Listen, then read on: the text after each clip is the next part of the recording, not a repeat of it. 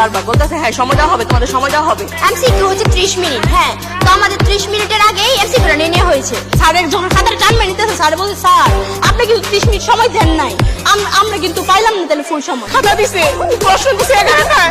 হলসুপার কি দায়িত্ব ছিল? অন্য হলের বাচ্চারা সব খুশি হয়ে বের হয়েছে, আমাদের বাচ্চারা সব কেঁদে বের হয়েছে। কেন আমাদের বাচ্চা